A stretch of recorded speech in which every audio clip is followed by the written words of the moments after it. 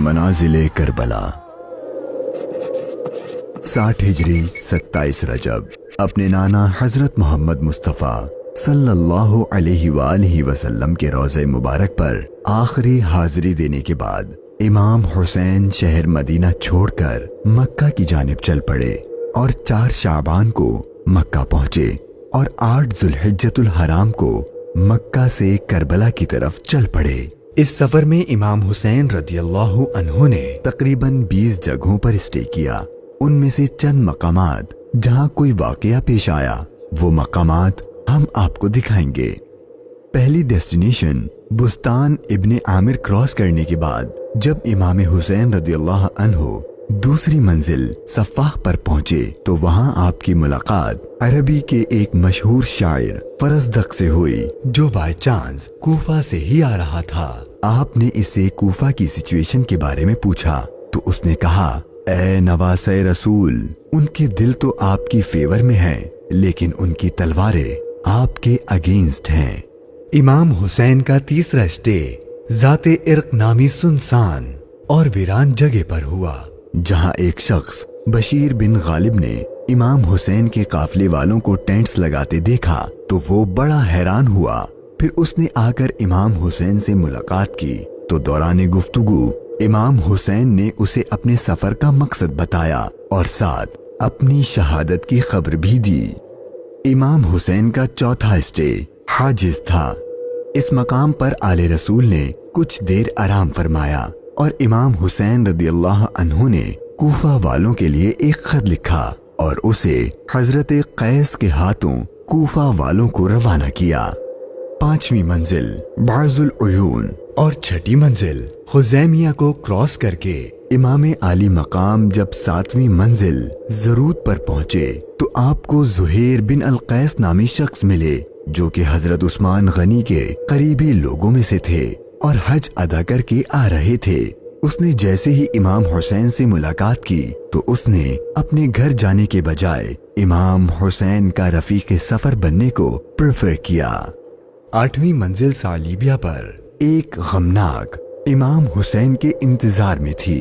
यही वो मकाम था जहां आपके चचाजाद भाई हजरत मुस्लिम बिन अकील और उनके 2 बेटों की शहादत की दर्दनाक खबर मिली। इस पर आपने खुतबा इरशाद फरमाया और हालात की संगीनी से काफले वालों को आगाह कर दिया ताकि कोई जाना चाहे तो चला जाए, लेकिन आपके साथ सफर शुरू करने वालों में से किसी ने पीठ न फेरी। मुश्किलात में इजाफा और जर्नी डिफिकल्ट होती जा रही थी क्योंकि इब्ने जियाद गवर्नर कूफा को इमाम हुसैन के आने की खबर मिल गई थी और उसने अपने बहादुर और माहिर कमांडर हुर को 1000 का लश्कर देकर इमाम हुसैन को गिरफ्तार करने भेज दिया। इमाम हुसैन जुहाला, बतने उकबा और शराफ से गुजरने के बाद जब 12वीं मंजिल सुरात पहुंचे तो आपका सामना हुर और उसके 1000 के लश्कर से हुआ। इस रेगिस्तानी इलाके में हुर और उसके लश्कर वालों का प्यास से बुरा हाल हो चुका था और उनके पास पानी भी नहीं था तो इमाम हुसैन ने उनको अपने हाथ से पानी पिलाया। फिर आपने उनके सामने तकरीर की और जब आप ज़ोहर की नमाज पढ़ने के लिए खड़े हुए तो आपके काफिले वालों के साथ हुर के लश्कर ने भी आपके पीछे नमाज पढ़ी। 13वीं मंजिल कादसिया, ये है टर्निंग पॉइंट। इमाम हुसैन रदियल्लाहु अन्हु को जाना तो कूफा था लेकिन आपने रास्ता तब्दील कर दिया और आप करबला की तरफ चलना शुरू हो गए। इमाम हुसैन अपनी मंजिल शहादत की तरफ सफर करते हुए मुगीसा, उज़ीबुल हिजानात, बैदा और ज़ू हुसम के बाद जब 18वीं मंजिल कसरे बनी मुकातिल पर पहुंचे तो शाम हो चुकी थी। आपने रात यहीं गुजारी और सुबह जब इमाम हुसैन यहाँ से रवाना हुए तो आपकी जबान पर इन्ना लिल्लाही व इन्ना इलैहि राजिऊन के कलिमात जारी थे। आपके बेटे अली अकबर ने आपसे ये कलिमात पढ़ने की वजह पूछी तो आपने फरमाया कि बेटा, मैंने अभी ख्वाब देखा है और उसमें हमें शहादत की खबर दी गई है। तो आपके शहजादे ने पूछा कि ऐ बाबा जान, کیا ہم حق پر نہیں ہیں؟ تو امام حسین نے فرمایا کیوں نہیں؟ تو آپ کے شہزادے نے بہادری سے جواب دیا کہ پھر موت سے کوئی ڈر نہیں۔ امام حسین کا سفر شہادت، سفر بقائے اسلام اپنے اینڈ کو پہنچنے لگا تھا۔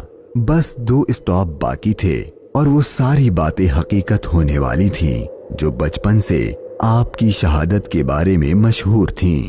امام حسین جب اپنی سیکنڈ لاسٹ منزل نینوا پر پہنچے تو آپ کی آنکھوں کے سامنے بھی وہ سارا منظر گھومنے لگا جو آپ اپنے والد سے سنا کرتے تھے۔